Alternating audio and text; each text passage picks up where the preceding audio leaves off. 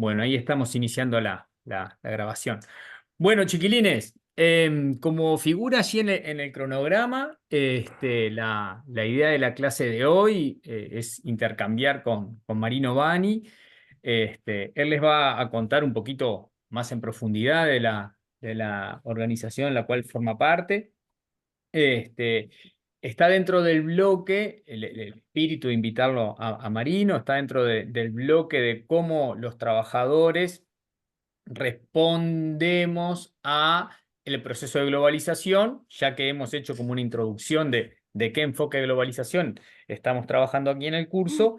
Este, y el enfoque viene trabajando esta idea de la tensión entre que el capital va generando un mercado global de capital, pero seguimos los trabajadores circunscriptos en jurisdicciones nacionales, y eso implica una serie de desafíos distintos para los trabajadores y que también requiere prácticas e institucionalidad nueva para organizar a los trabajadores, ¿no? Entonces, Marino ha sido en los últimos años un referente para nosotros porque él forma parte de una organización sindical que tiene carácter regional y hemisférico respecto a la industria de la metalúrgica, y entonces nos parece fundamental, y así ha sido estos últimos años, que invitarlo para que nos cuente cómo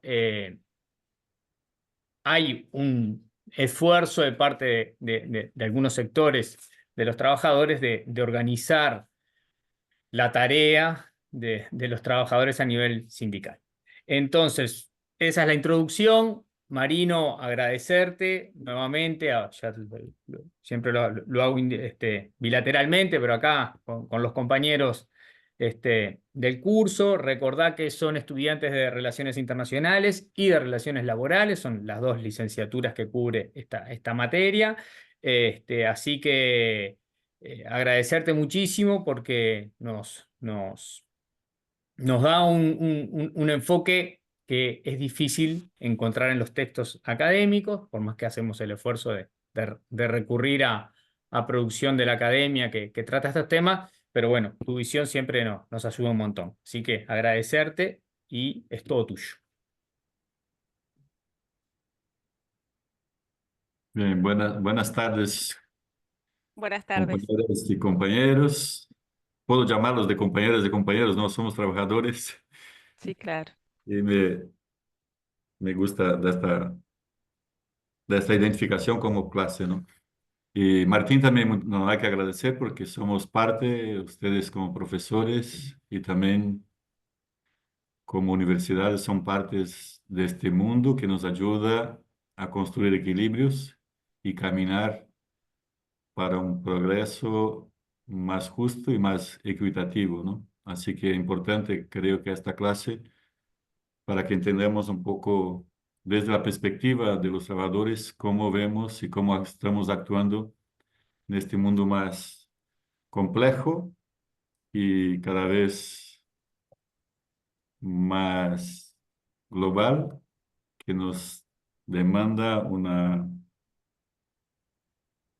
acción más global, ¿no? No solamente pensar la acción local, pero entender el mundo global para poder actuar a nivel local. Entonces voy a intentar compartir acá para que sea un poco más dinámico, que ustedes puedan ir mirando también, porque me voy a presentar. Martín ya explicó, yo soy brasileño, fui dirigente sindicales muchos años en Brasil. Fui dirigente local, regional, nacional.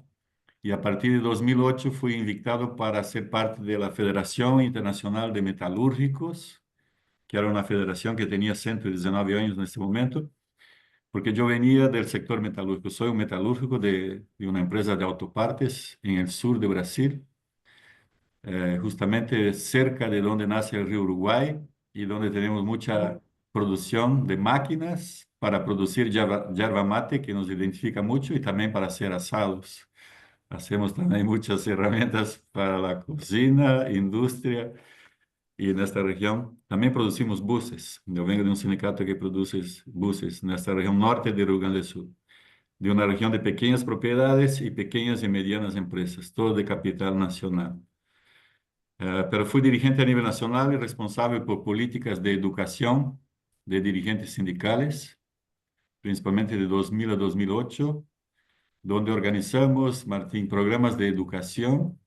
Yo fui organizador de programas de educación de 1.800 horas para formar y cualificar nuestros dirigentes sindicales, por ejemplo, en los procesos de la industrialización tardía de América Latina y Brasil, y también la participación de los trabajadores en los consejos de gestión. Hicimos un programa de educación en la Unicamp con nuestra federación a nivel nacional y un programa en la Universidad de San Carlos sobre gestión y políticas públicas. Así que me dediqué dentro del movimiento sindical a pensar la educación sindical y educación profesional de los trabajadores. Tengo mucha experiencia en Brasil y después ahora en América Latina. En este momento yo estoy responsable por coordinar la Oficina Regional para América Latina y Caribe de Industrial Global Union. ¿Qué significa Industrial Global Union? Industrial son los trabajadores de la industria. En AL, usted sabe en inglés, es todos, o all, todos. Industrial en inglés, trabajadores de la industria organizados en esta organización que llamamos de Industrial Global Union, que se fusionó a partir de tres organizaciones, como decía, que tenían más de 120 años, que era la Federación Internacional de Metalúrgicos, la Federación Internacional de Trabajadores Textiles, Vestimenta, Cuero, y también la Federación Internacional de los Químicos, Mineros y Sector de Energía, Farmacéuticos, Plástico, Vidrio, todas esas.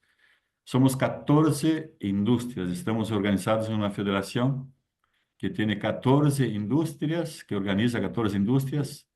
La única industria que no están organizados con nosotros son los trabajadores de la industria de alimentación, bebidas, y trabajadores de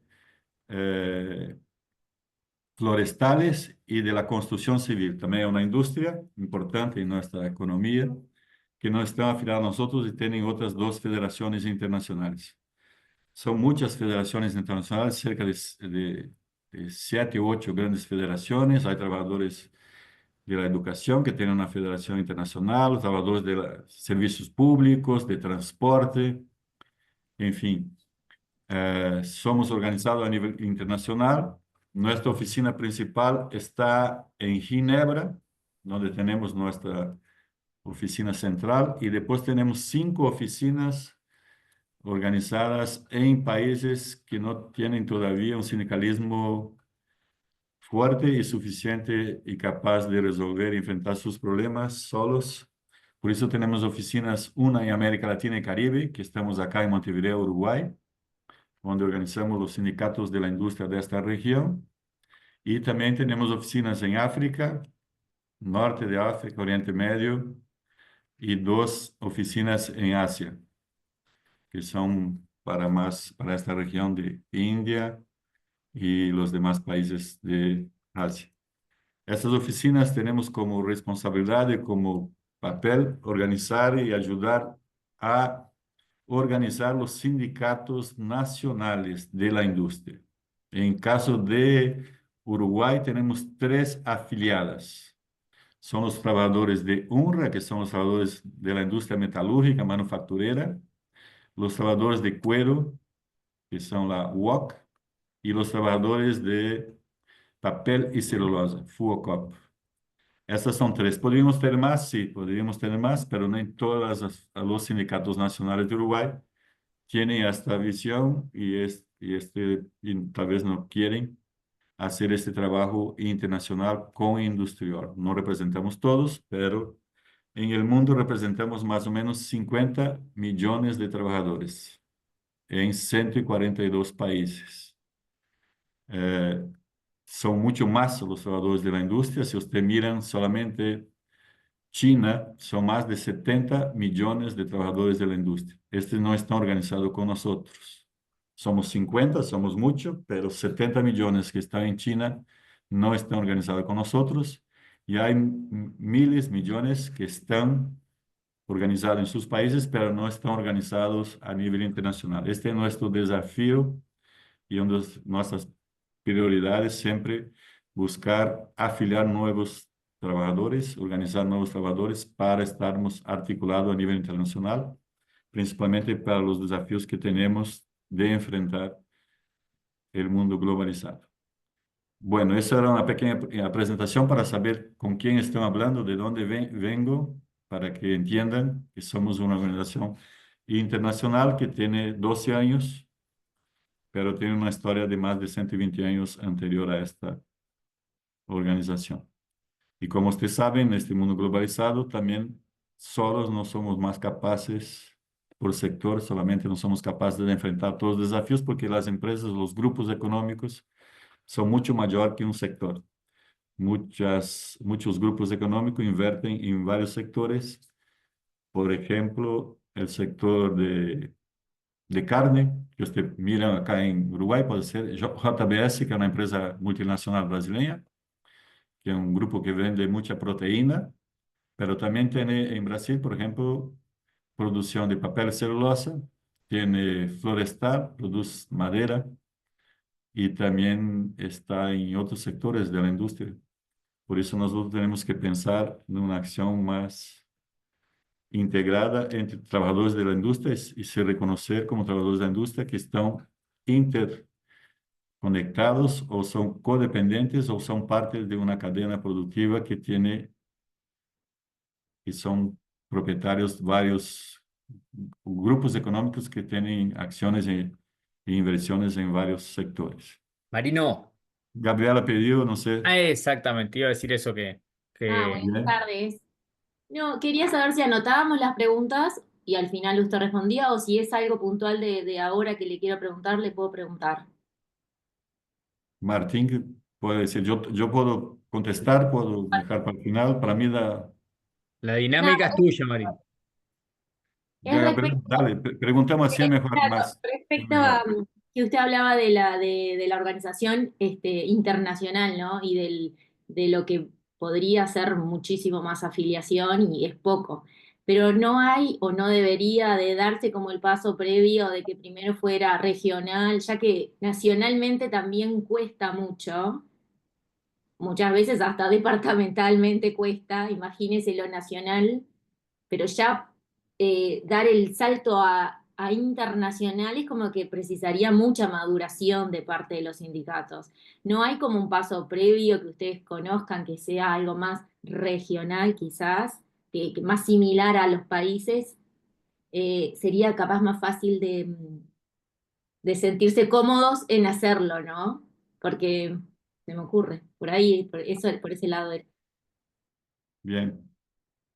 Ah, a nivel de región, también tenemos organizaciones que organizan las centrales sindicales, que no organizan los sectores, organizan las centrales. Entonces, por ejemplo, hay la Confederación Sindical de Américas, que se llama la CSA, que es una organización regional donde se afilian las centrales sindicales de América, de toda América. Claro que ahí no están los sectores. Los sectores a nivel regional, no hay organizaciones regionales. Ya tuve en algún momento de nuestra historia un intento de organizar, pero por dificultades financieras principalmente, no se pudo organizar. En un determinado momento, los trabajadores del sector de automotriz intentaron organizar regionalmente. En otro momento, los trabajadores de papel celulosa intentaron organizar. Pero ¿cuál es el problema? Es que en nuestra región somos una región que todavía hay países que no tenemos, el proceso de industrialización fue muy tardío y no es completo. No hay toda la industria o hay poca industria. Por ejemplo, si miramos el sector de petróleo, no está en toda la región. Productores, ¿no? Estamos hablando de producción. Entonces está en Venezuela, Colombia, Brasil, ahora los chinos están ahí explotando en Suriname, pero no hay todo, México hay producción de petróleo. Entonces, organizar una federación regional solo de los trabajadores de petróleo sería mucho esfuerzo económico y humano para funcionar. Por eso nosotros incluso fusionamos las 3 federaciones internacionales, porque algunas ya no podían sostenerse. Cuando digo sostenerse, por ejemplo, hacer una reunión global o una reunión regional. Si pensamos hacer una reunión regional, usted imagínate reunir 20 sindicatos, son 20 pasajes aéreos en el país que elegimos hacer. Y eso es un costo muy... Ahora tenemos esa posibilidad de hacer y hacemos muchísimas reuniones online. Pero eso antes de la pandemia era casi imposible. Nadie se ponía a estar sentado acá una hora de forma online. Nadie quería hacer eso, mismo que teníamos algunas herramientas que ya podíamos en 2000 hacer reuniones online. Entonces, por dificultades y por el volumen de sindicatos y trabajadores, es muy difícil construir estructuras regionales. No caso de industrial, nosotros tenemos estructuras regionales, sí, pero nuestras estructuras son financiadas por los grandes sindicatos. Entonces, por ejemplo, Industrial Global Union tiene 700 afiliados en 142 países. Es un dato muy interno, ¿vale? Para que entienda. Pero para que usted tenga una idea, de esos 700, este problema tiene la ONU también. Por ejemplo, ahora el financiamiento, la OMS, con la salida de Estados Unidos de la Organización Mundial de Salud, vamos a tener problemas de financiar la Organización Mundial de la Salud y mantener la estructura que tiene hoy.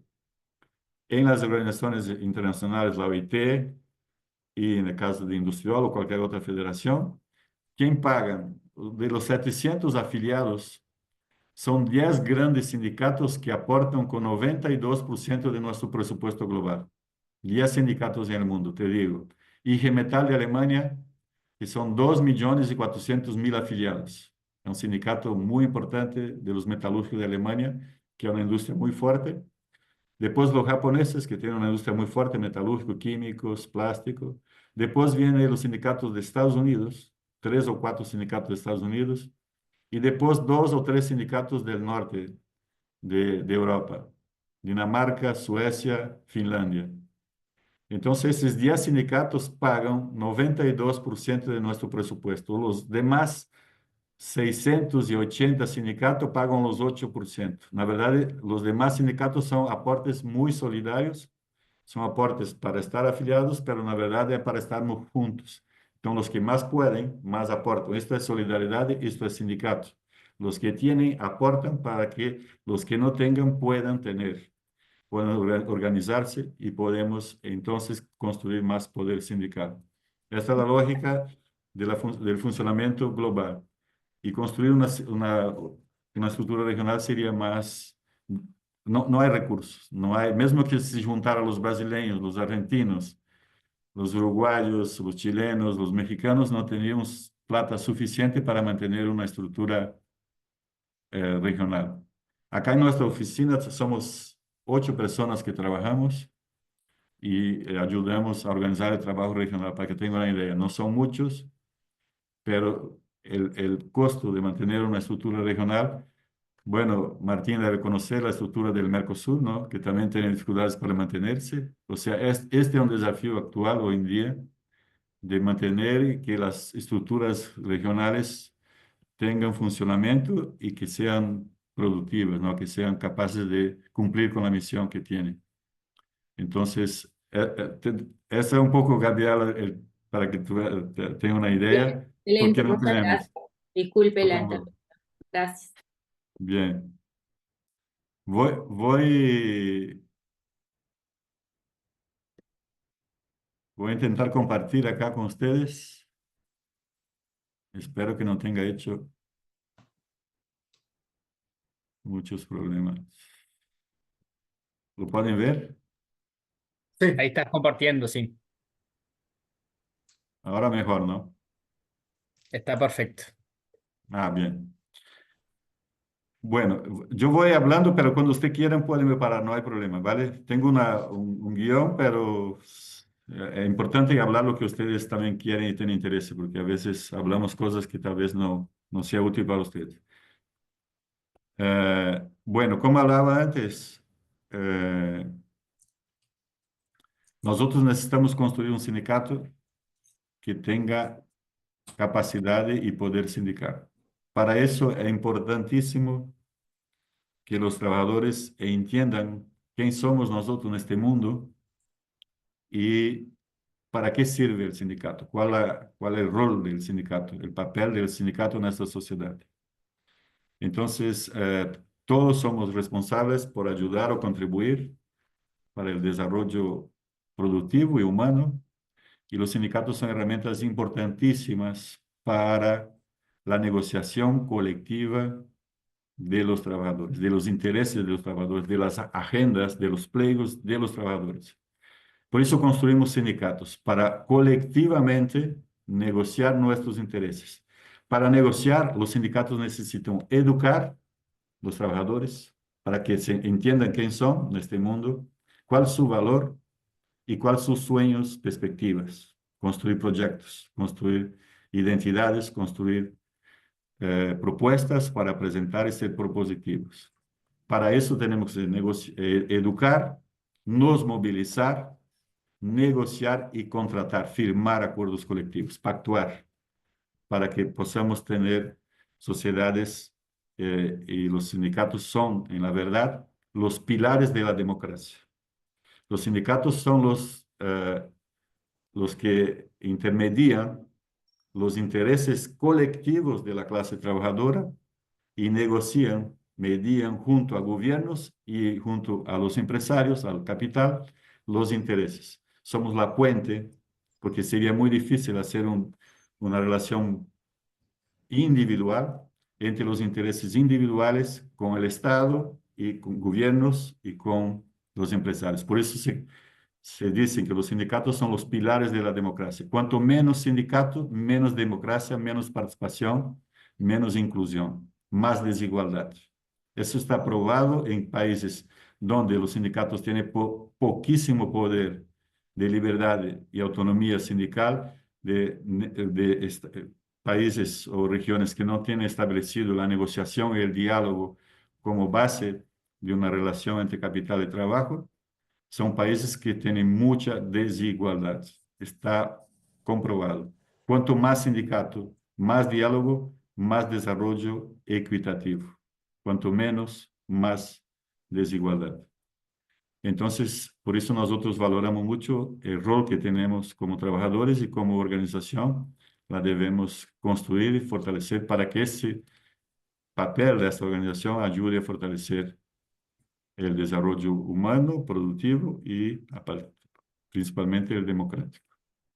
Bueno, entonces la negociación colectiva siempre es nuestro eje principal. Para eso existimos, para negociar y contratar colectivamente. Si hay intereses dentro del local de trabajo, en el centro de trabajo, si hay intereses regionales en el país, sectorial o a nivel nacional. Defendemos siempre que para construir un desarrollo más equitativo, que los contratos sean colectivos nacionales, o sea, por sector y a nivel nacional.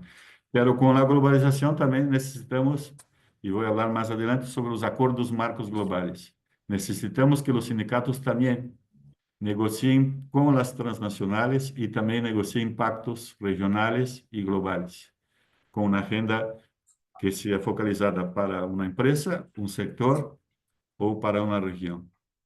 Então, esse é nuestro principal foco. En un mundo globalizado, que ustedes entienden y tienen mucho conocimiento, creo que han estudiado mucho este tema, en la globalización que estamos viviendo, donde las transnacionales tienen mucho poder económico, poder político, y mucha presión sobre las sociedades por la necesidad y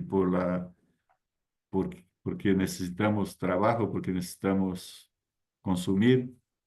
Entonces las empresas tienen hoy en día un poder mucho mayor, ustedes saben muy bien, que muchos gobiernos, estados, y pueden imponer sus reglas, sus intereses sobre nuestras sociedades o incluso principalmente sobre los trabajadores que trabajan en la cadena de suministro o directamente a estas transnacionales.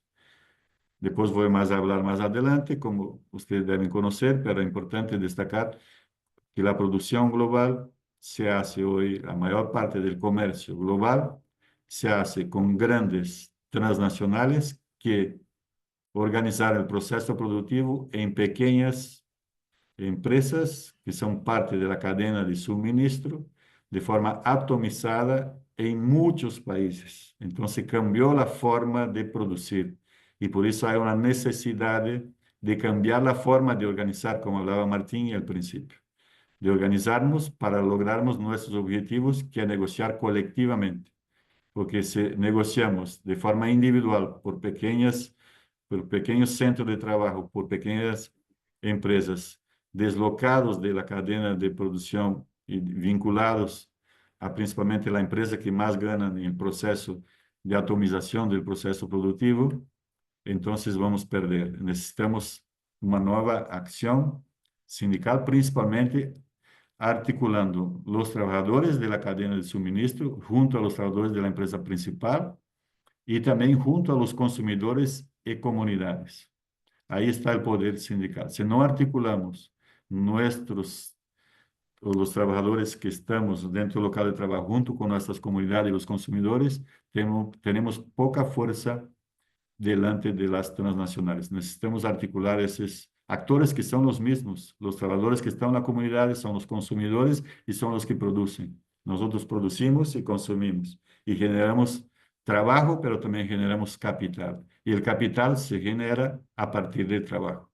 O sea, claro que tiene especulación financiera y hoy en día el capital también se reproduce a partir de la necesidad de estados, de las necesidades de las poblaciones. Entonces, empresto plata, el sistema financiero empresta plata para financiar la educación, para financiar la educación profesional, para financiar la salud, para financiar transporte, vivienda, y eso genera para el capital ganancias. O sea, sobre la necesidad o sobre el consumo, el capital siempre gana. Y nosotros, por eso que tenemos los sindicatos para construir y también tener de este proceso todo de producción y consumo nuestra parte y construir equidad y una justicia social mucho más equitativa que la que tenemos hoy en este mundo tan desigual. Bueno, como ustedes saben, deben ter estudiado mucho, nosotros somos presionados, tanto gobiernos como sociedades como trabajadores, por la lógica del mercado, el presente, y cada día ustedes entienden o ven cómo estos movimientos de los grandes imperios impactan sobre nuestra vida.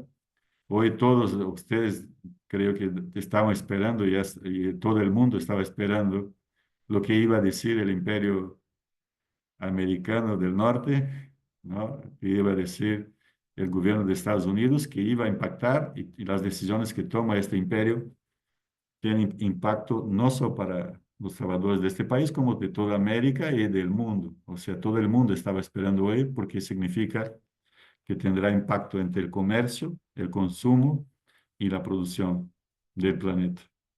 Y eso va a generar más recesión o más desarrollo. Esperamos que genere más desarrollo, pero no sabemos. Vamos a ver cuáles son las medidas, pero todo que piensa o que define la política china, la rusa, la americana, la India, hoy son grandes imperios, ¿no? No son más 3 jugadores, pero tenemos más jugadores y que impactan sobre el desarrollo de todos nosotros. Bueno, acá un poco para que usted entienda, en la ONU también hay una perspectiva como humanidad de buscarmos.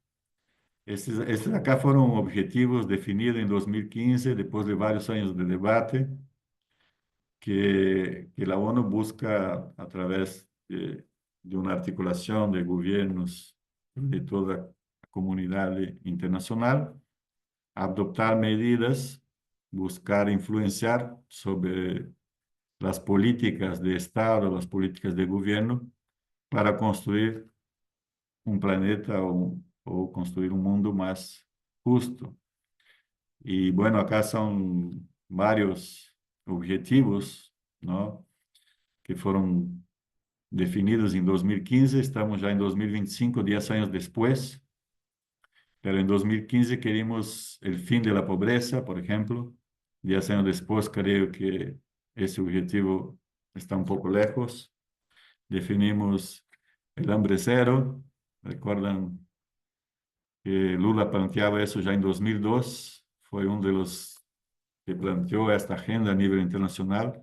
Luchar por esa era su agenda y su principal objetivo en la ONU, de buscar construir y acabar con la hambre en el mundo, al mínimo que las personas pudieran comer 3 veces al día, que en algún momento se logró en Brasil y en algunos países de América Latina en los últimos 15, 20 años, pero eso ya perdimos, volvimos a perder a partir de la crisis de 2015, 2020, que estamos acá viviendo y ainda tenemos el impacto de estas crisis económicas.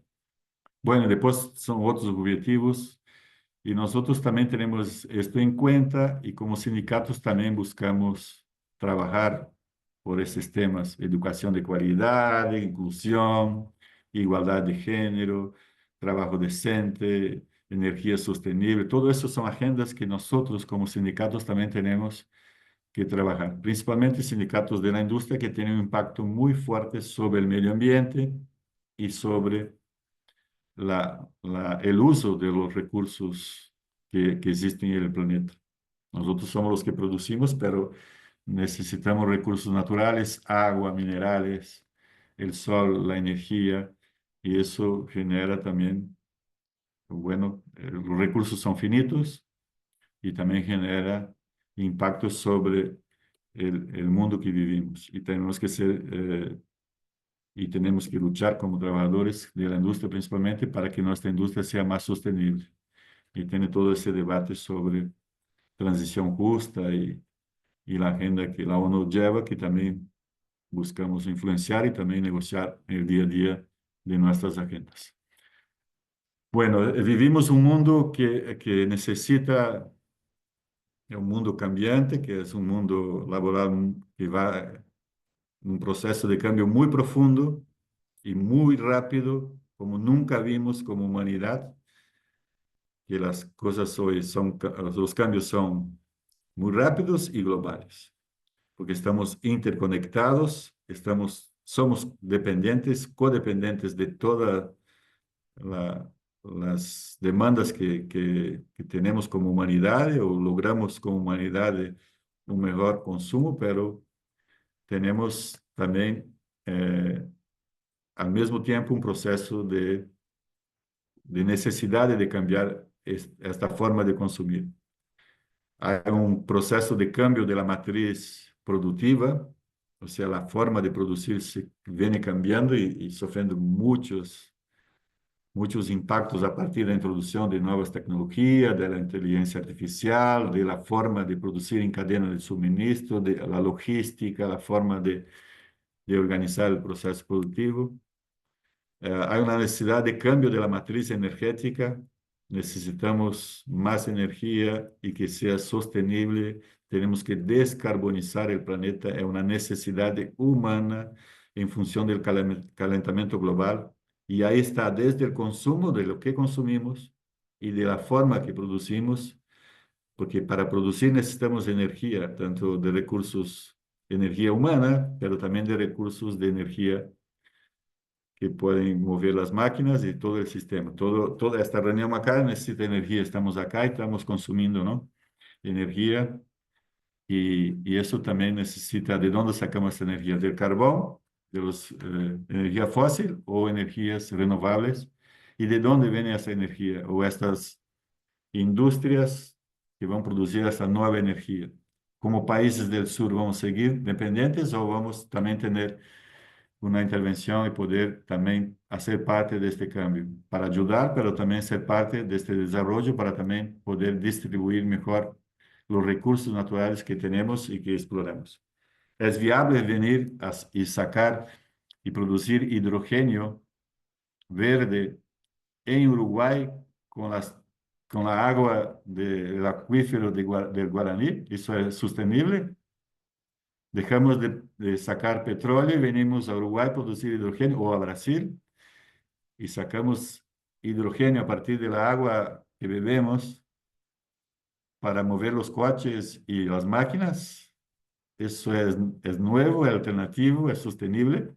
No estoy cuestionando Uruguay, por favor, y ni las decisiones que ustedes vengan a tomar como pueblo uruguayo. Pero es un tema, ¿entienden? O sea, a veces la nueva tecnología puede ser nueva, pero no trae nada de sostenibilidad. Hay que también reaccionar sobre eso. No estoy diciendo que la energía eólica también es sostenible, porque también trae muchas consecuencias, porque cambia los vientos, el movimiento de los pájaros, la migración de los pájaros, y eso también tiene una influencia en toda la naturaleza. O sea, no hay energía que no tenga impacto en la naturaleza y que no provoque daños. No hay. Hoy no encontramos. Mesmo si vamos a la luna y traemos un pedazo de mineral ahí que puede producir acá, tiene un impacto. Porque para llegar a la luna tenemos que producir y también vamos a gastar energía a base de carbón. Bueno, eh, también con todo este proceso vemos y cada día más ustedes están viendo el debate, uno de los grandes empresarios del mundo, uno de los más ricos del mundo, está proponiendo volver a trabajar 72 horas por día, por ejemplo, y los funcionarios públicos de Estados Unidos trabajen 72 horas por semana, perdón.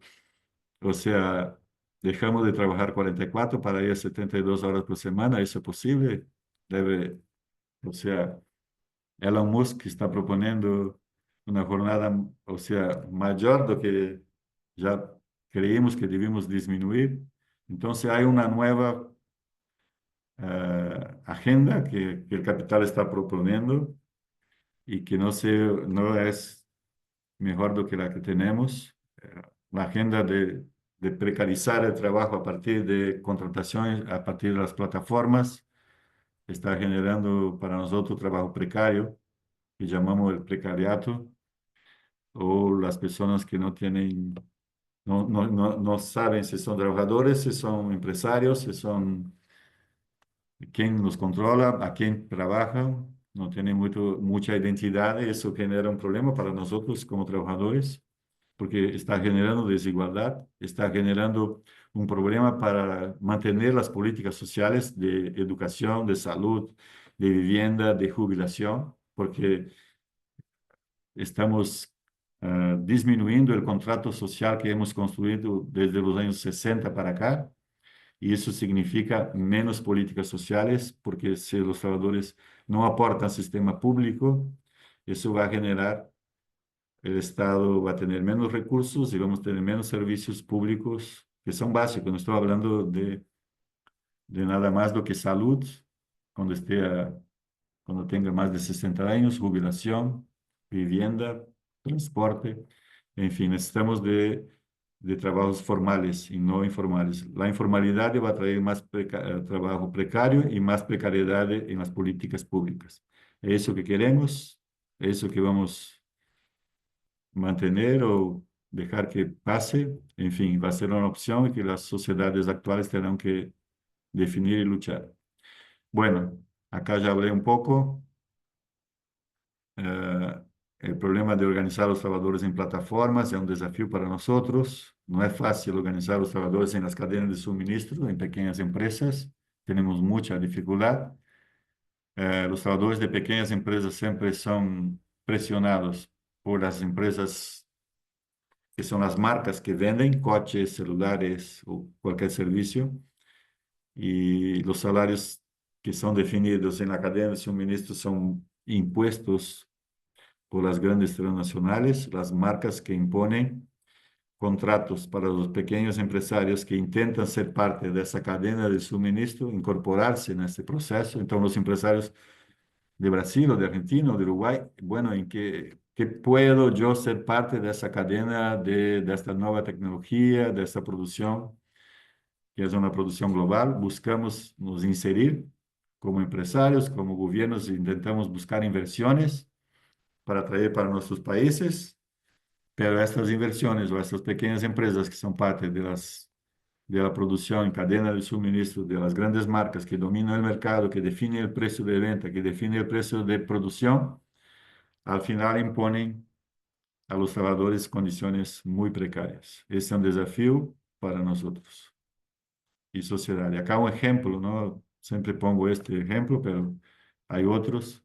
Hemos hecho ya investigaciones como la Confederación Sindical Internacional, la CSI, la OIT, y un ejemplo para que ustedes entiendan que el proceso productivo atomizado en cadenas de suministro en varios países llevó a un trabajo más precario y trabajadores con menos renta.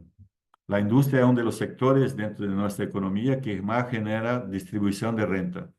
Esto está ya, hay muchos indicadores que demuestran que la industria, los trabajadores de la industria generan y logran tener salarios y mejores condiciones de trabajo en la forma más antigua, ¿no? De producción.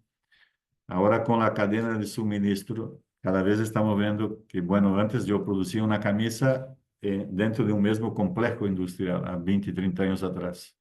Hoy en día se produce una camisa que va a ser vendida en Europa, en varios países. Yo traigo el algodón de India, eh, hago la lana, el hilo en Bangladesh, hago la camisa en Turquía y llevo a Europa.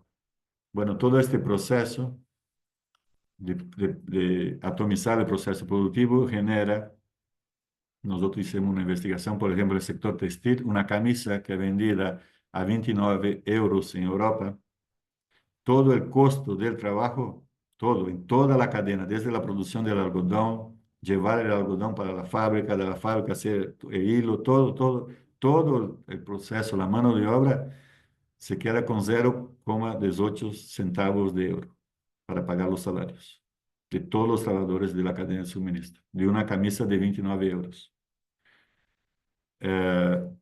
Después, bueno, ahí usted puede ver los costos adicionales, beneficios de la fábrica de Bangladesh que organiza, los intermediarios, el costo de transporte, costo de los materiales, beneficios de la marca y al final el dueño de la marca. Ahí usted, marca cuando hablamos es Nike, Adidas, Samsung, Nokia, Tesla, estas grandes empresas son dueñas de la marca, producen cadenas de suministro atomizada y se quedan de la camisa el dueño, que ustedes pueden, creo que ustedes conocen, el grupo económico llamado Inditex, el mayor grupo de producción de ropa en el mundo. Inditex son varias marcas, la Zara y otras marcas que ustedes pueden ver en los grandes shoppings. La producción, por ejemplo, Zara es parte del grupo Inditex. Inditex es un grupo económico de España. Uno de los hombres está entre los hombres más ricos, entre los 10 más ricos del mundo, Inditex. Él no tiene trabajadores en el mundo, tiene muy pocos, solamente en Madrid, en algunas ciudades de España, pero son poquísimos. Pero en el mundo hay más de 1.400.000 trabajadores que trabajan para este grupo económico, Inditex. El problema de este modo de producir generó bajos salarios y disminuyó la renta de los trabajadores de esta industria. Entonces, por eso hoy vemos que la marca se queda con 17 euros de los 29 y nosotros se quedamos con 0,18 centavos de euro. Ese es un problema que acumula, que el capital acumula mucho y distribuye poco. Eso genera problemas después que tenemos para mejorar el consumo, la distribución de ingresos e impuestos para los gobiernos y para las políticas públicas y sociales. Bueno, delante de este mundo globalizado, en grandes marcas que producen a través de cadenas de suministro en todo el planeta, en varios países, ¿qué hicimos nosotros como organizaciones internacionales? Estamos intentando intentando hacer negociaciones, nosotros llamamos de buscar negociar acuerdos marcos globales. Son acuerdos mínimos que tenemos hecho con varias marcas en el mundo. Son más de 50 acuerdos marcos que tenemos, está en nuestra página, usted puede mirar adentro de nuestra página, clicar ahí en español, buscar en nuestra página y va a encontrar los acuerdos marcos de todas esas empresas que están viendo acá. Y dentro de estos acuerdos marcos tenemos condiciones mínimas que estas empresas se comprometen en cumplir en el mundo. Son cláusulas que firmamos entre el sindicato de la casa matriz, por ejemplo, voy a agarrar acá Volkswagen. Entonces, Volkswagen tenemos un acuerdo marco global. ¿Quién firma este acuerdo marco global? El sindicato de la casa matriz, que está en Alemania, IG Metall y Industrial.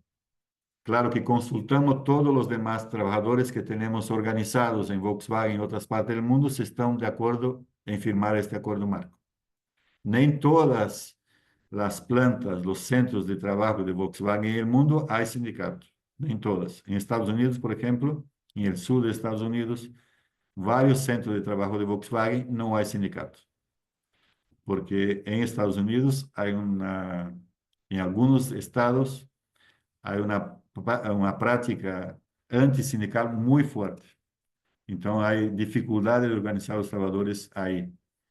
Entonces, mesmo sendo una transnacional que tiene como principio en Alemania, por la Constitución de Alemania incluso, después de la Guerra Mundial, se estableció el comité de empresa, que son los representantes de los trabajadores en el comité de administración de la empresa. Las grandes empresas de la mayoría de los países de Europa, después de la Segunda Guerra Mundial, se estableció que ellas deberían tener la participación más efectiva de los trabajadores en la administración y el desarrollo de la empresa. Era una medida para salvaguardar incluso para que estos países no producieran más armas y producieran más guerras. Entonces se estableció un control, un cierto control y una participación de los trabajadores para definir, y los trabajadores son consultados, por ejemplo, dónde Volkswagen va a invertir en el mundo, dónde va a cerrar plantas, dónde va a abrir plantas, qué tipo de inversión, qué tipo de tecnología. Los trabajadores son parte del comité, hay un comité mundial, hay un comité de Europa y hay un comité por país de Volkswagen. Estoy dando ejemplo de una, pero todas las empresas, grandes empresas alemanas tienen que tener comité de empresas suecas, finlandesas también. Y entonces, en este caso, firmamos este acuerdo marco consultando los trabajadores de la casa matriz, que es un acuerdo que es consultado con los demás trabajadores del mundo que están en Volkswagen, y que establece un acuerdo, ese acuerdo establece, bueno, que la empresa va a cumplir los derechos humanos, derechos de negociación colectiva, derecho a la organización sindical, derecho a afiliación, derecho y respecto a las cuestiones de género, igualdad de condiciones, igualdad de trabajo, condiciones. En fin, cada empresa de esta que usted ve ahí tenemos un acuerdo marco y pueden mirar mejor en nuestra página. Este es un intento de buscar organizar para que los trabajadores de la cadena de suministro, principalmente de esas empresas, no mínimo tengan derecho a se organizar y negociar colectivamente. Puedo dar un ejemplo acá, Martín, si te parece. Por ejemplo, la empresa Renault que estamos viendo acá, una empresa francesa que se comprometió en el acuerdo marco con nosotros de que todo el proceso de transformación, de reestructuración productiva, todos los cambios que la empresa va a hacer en el proceso de reestructuración, reingeniería productiva, la empresa Renault se compromete a negociar con los trabajadores en el país, en el local. En el caso de Renault, tuvimos una experiencia, firmamos el acuerdo marco, la empresa tenía ese compromiso, pero en Brasil, en Curitiba, que usted conoce, que está más cerca acá, para darnos un ejemplo concreto, Curitiba, el departamento de Paraná, donde Renault tiene producción de coches en Renault, la empresa decidió cambiar la producción de un determinado producto. Un coche que ya producía, dejó de producir y, y despediu 850, más o menos 850 trabajadores. La empresa despediu esses trabalhadores sin dialogar, sin conversar con el sindicato. ¿Qué pasó? Los trabajadores entonces entraron en una movilización, hicieron una protesta, hicieron una ocupación en frente a la empresa, estuvieron ahí acampados varios días y buscaron negociación con la empresa. La empresa no quería negociar. Entonces, un juez de Curitiba, el sindicato entró con una demanda en la justicia laboral brasileña, solicitando que la empresa cumpliera con el Acuerdo Marco Global, con los compromisos que ella tenía asumido a nivel global, que ella iba a negociar con los sindicatos la restauración productiva. Ella se comprometió a negociar, no se comprometió a garantizar que todo lo que los trabajadores iban a proponer, ella tenía que aceptar. No era un acuerdo que obligaba a la empresa a aceptar todo, pero no mínimo conversar, dialogar, buscar alternativas. Ese era el compromiso. Entonces el juez tomó una decisión y obligó a la empresa, Renault, a recontratar, a admitir todos los trabajadores despedidos y renegociar con el sindicato una nueva alternativa a ese puesto de trabajo. Y fue eso que pasó. A partir de una decisión de un juez, la empresa volvió, recontrató y entonces junto con el sindicato renegociaron el proceso productivo y la empresa volvió a traer un nuevo producto, un nuevo coche para el mercado brasileño y pasó a producir y mantuvo este puesto de trabajo. Mesmo assim, mesmo em Renault, nós outros tendo um acordo marco, tendo conquistado esta vitória de buscar reinstalar todos os trabalhadores de volta, 2 anos depois, volvemos a hacer huelgas, mesmo com um acordo marco, isso não impede que hagamos huelgas. Então, os trabalhadores de Renault, 2023 e 2024, fizeram una huelga en 2023 y una huelga en 2024. Por condiciones, en 2024 la última fue por condiciones de trabajo. La empresa estaba produciendo y el sindicato estaba diciendo, acá necesitamos de más 120 trabajadores porque el ritmo de producción es muy grande y necesitamos más mano de obra para dar abasto a toda la producción a el ritmo muy acelerado que está generando muchas enfermedades.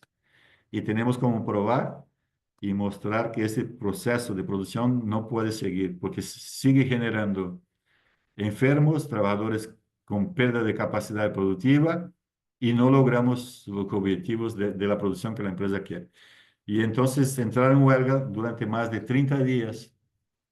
Ustedes recuerdan que el año pasado tuvimos muchas lluvias y llenas en Porto Alegre, que es una otra capital, y los compañeros hicieron la huelga justo en este periodo y percibieron que muchas autopartes de Renault venían de Rio Grande do Sul, donde estaban las llenas, donde estaban las fábricas paralizadas.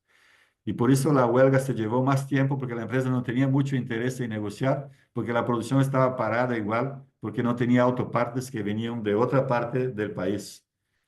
Entonces, por eso, para que usted entienda la importancia de estarmos organizados y entender la cadena de producción de las transnacionales para tenermos poder sindical. Porque hicimos una huelga justo en el momento que no deberíamos ter hecho.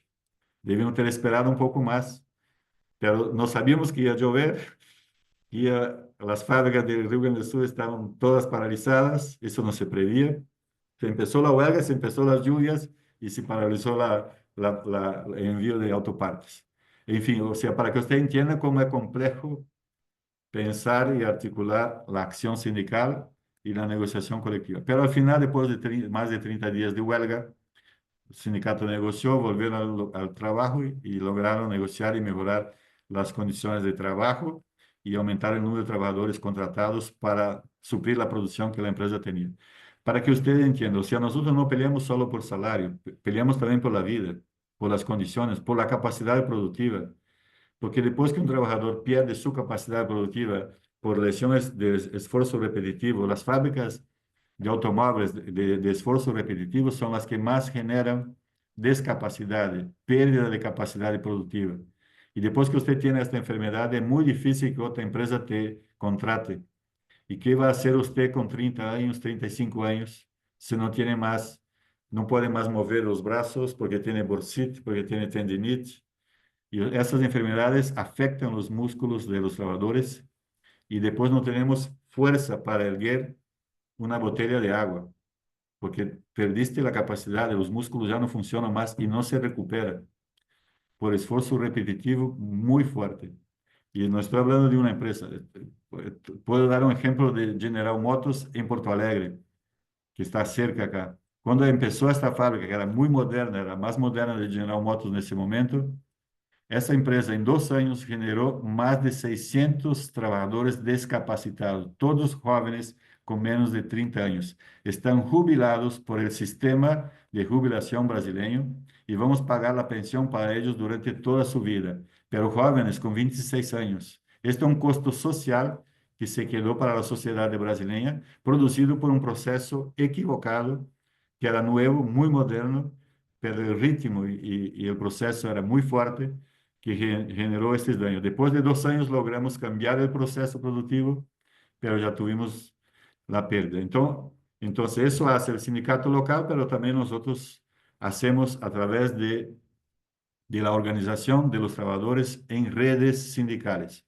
¿Cómo llegamos a los acuerdos marco? Primero tenemos que organizar los trabajadores de la misma empresa. Entonces hacemos reuniones también online, ahora mucho más y con mejor posibilidad, mayor posibilidad de nos reunir.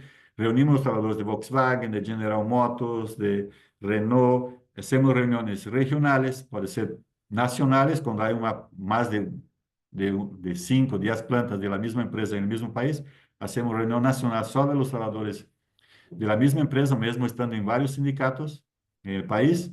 Después hacemos reuniones regionales de la empresa y hacemos reuniones globales de los trabajadores de la misma empresa para intercambiar cómo están los contratos de trabajo, cómo están las condiciones de trabajo, cómo está la producción, cuáles son las estrategias, el plan estratégico de la empresa, compartir esta información, pero también para construirnos una agenda común y también para negociarnos y buscarnos firmar o mejorar los acuerdos marcos que queremos establecer con estas empresas.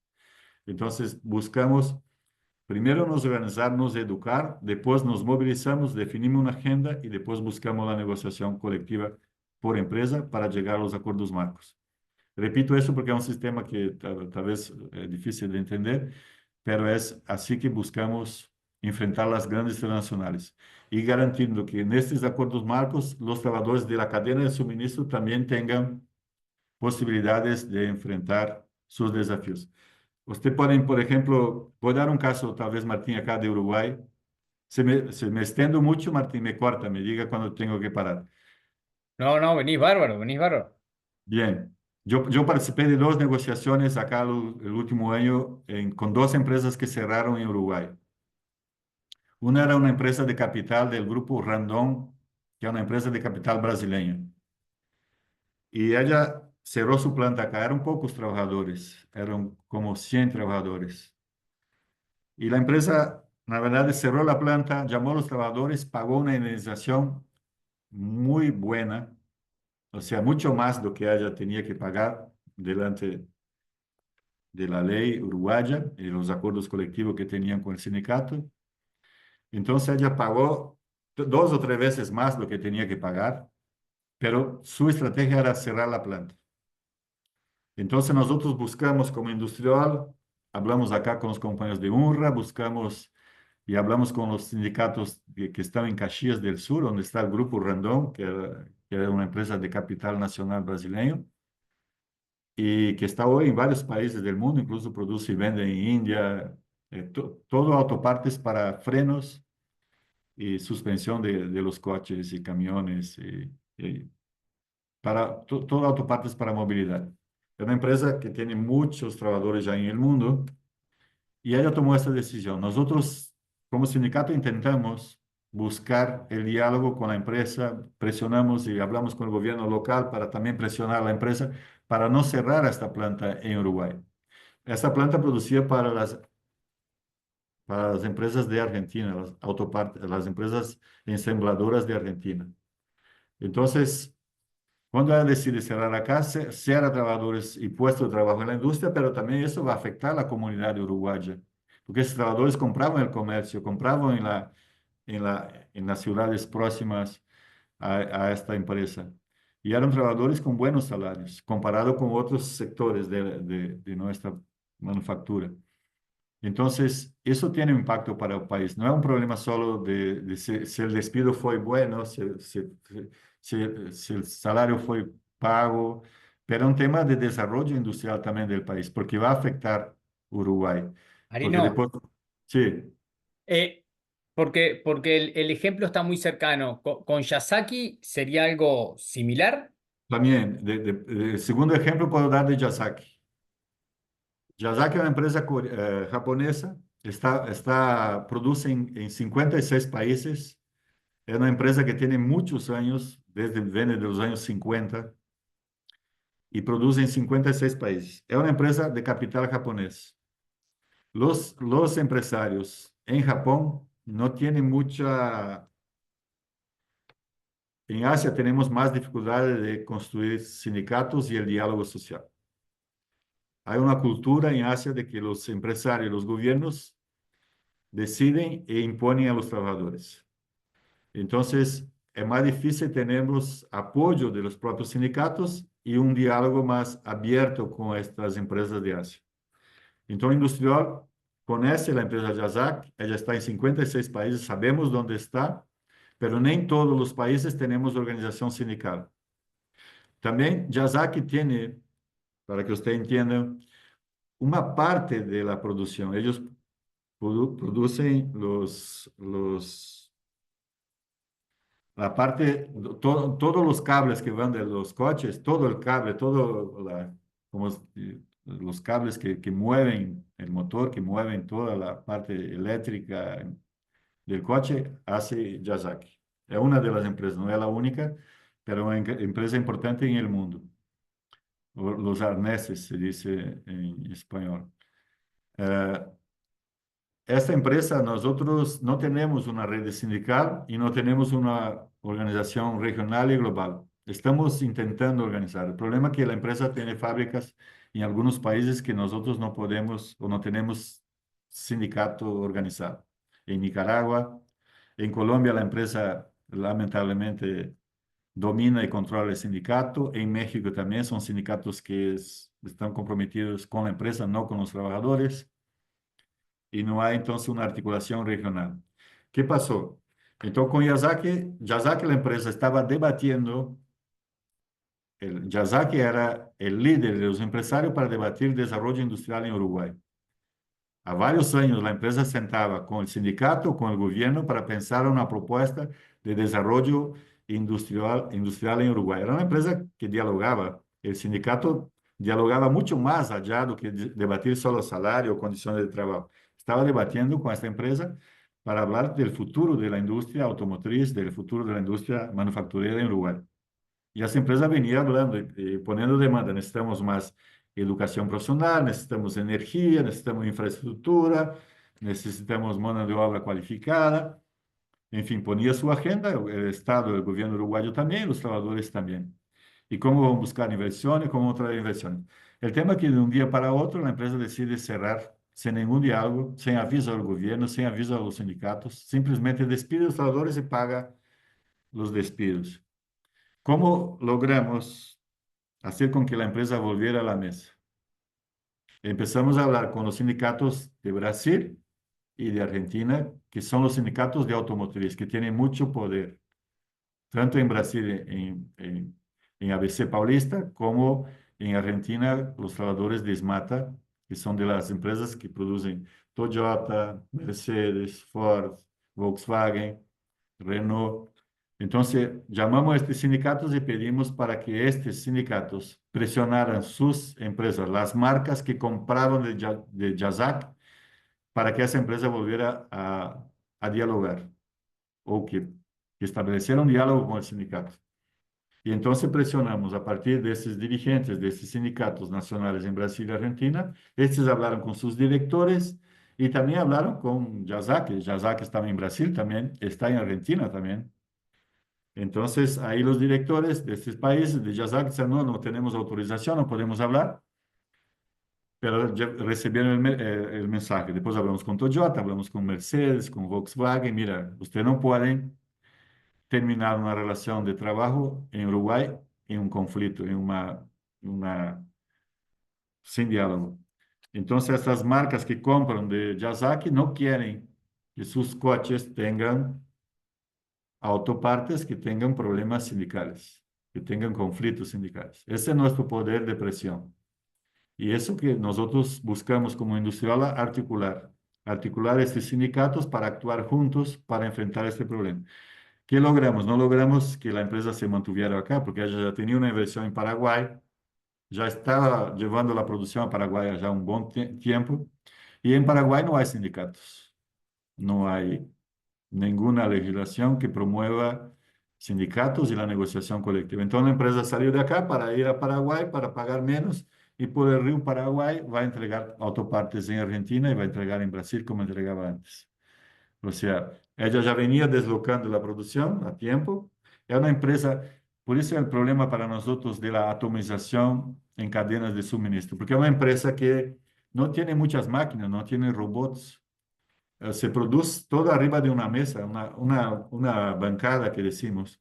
Es una mesa, no lo importante de este proceso productivo es el ser humano, la mano de obra que produce esta autoparte. No hay grandes máquinas, entonces es muy fácil de ser deslocada. Cuando se atomizó la producción, cuando el capital logró producir en cadena de suministro en varios países, nos fragilizó, perdemos poder sindical.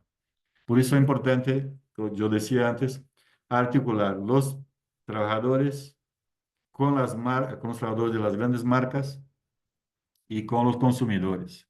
O sea, nuestro poder también está sobre los consumidores, que también son trabajadores que consumen, ¿no? Que compran, que producen, ganan salarios y compran. Entonces necesitamos articular más. Los trabajadores de la cadena de suministro solos no pueden, pero junto con los demás trabajadores de las casas matriz, de las empresas madres o de las empresas o de los grupos económicos que compran, que tienen la marca, que tienen el mercado, ahí podemos tener más presión. Hay varios casos que yo podría dar. En Perú tenemos casos de Dani, que, sí, entonces, perdón, sí, pero sí, por favor. la idea es la deslocalización, es decir, cuando se fragmenta la cadena de valor, ahí los trabajadores pierden capacidad de organización porque se dispersa la producción. Pero en este caso de Yasaki, cuando ustedes fueron a hablar en aquellos lugares donde tenían sindicatos organizados del grupo, de empresas que forman parte del grupo Yasaki, dijiste que lograron que por lo menos se sentaran a negociar, pero ¿hay algún proceso de negociación abierto actual? No, la verdad nosotros abrimos el proceso, llevó 2 días de negociación, más de 16 horas estuvimos sentados junto con el gobierno, la empresa Yazaki, industrial, que estaba acompañando, nosotros no negociábamos, acompañamos solo el proceso, porque quien negociaba era el sindicato de UNRA, Unión Nacional de Metalúrgicos y Ramas Afines de Uruguay. Ellos que negociaron, nosotros acompañamos y el gobierno ayudaba a mediar para que las partes llegaran a un acuerdo. Tuvimos 2 días, este proceso se cerró y logramos un despido mejor. O sea, los trabajadores ganaron. Yo no puedo hablar de los números porque ese es un número que fue debatido internamente en las asambleas, pero un número superior a 3 veces el salario que muchos tenían, algunos más, incluso. Cuanto menos ganaba, más ganó en número de salarios. Y también algunas condiciones que el gobierno se comprometió y que la empresa en recualificar a los trabajadores, el seguro de desempleo, un tiempo mayor para los trabajadores. Pero Bien. Uruguay perdió mucho porque era una empresa muy importante, eran más de 850 mujeres, a la mayoría madres, y que mantenían a estas familias. O sea, para la economía uruguaya es muy fuerte, fue muy fuerte esta pérdida. Y no es fácil porque si perdemos esa industria, vamos perdiendo otra y Uruguay va perdiendo la capacidad de interés del capital de hacer inversión.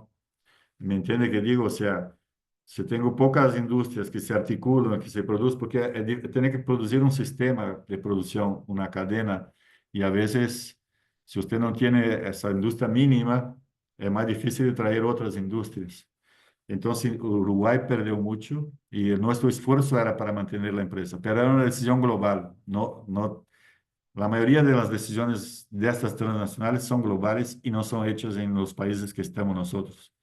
Es lamentable, pero es así. Ni el gobierno puede enfrentarlo porque es una decisión del grupo económico definido en Japón a partir de una estrategia global y regional. O sea, no fue los gerentes latinoamericanos que definieron esta inversión, pero fue cuál la ganancia, la inversión que la empresa estaba recibiendo y decidió en función de sus ganancias, mantener su capital, ¿no? O sea, explico eso para que usted entienda. Claro que tuve un costo mayor, pero lamentablemente no logramos mantener la industria acá. Pero no mínimo actuamos como sindicatos para mejorar estos despidos, el cierre, ¿no? Que ya estaba definido y que la empresa ya tenía cerrado y pago incluso los trabajadores, pero ellos se movilizaron, ocuparon el centro de trabajo, estuvieron ahí 14 días durmiendo y comiendo dentro de la fábrica y esta presión, este hizo con que la empresa volviera al diálogo. No sé si expliqué, Martín. Durante, cuando yo estaba hablando, una o dos personas pidieron la palabra. No sé si quieren preguntar algo.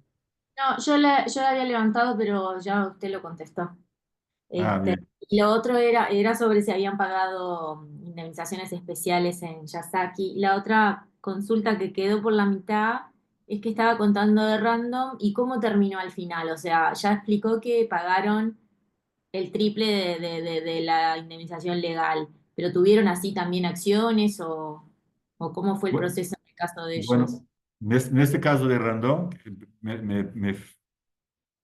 el nombre de la empresa acá, un nombre que no me olvido ahora, perdón. Pero el caso de Randón, reunimos con los trabajadores y los trabajadores definieron que la indemnización estaba buena, muy buena, y que ellos no iban a se movilizar, ya estaban buscando otro trabajo y que entonces el sindicato lucha cuando colectivamente decidimos que vamos a seguir la lucha. Cuando los trabajadores deciden, bueno, acá nosotros no vamos a acompañar, estamos satisfechos con el finiquito, con el cierre y el pago que la empresa está ofertando.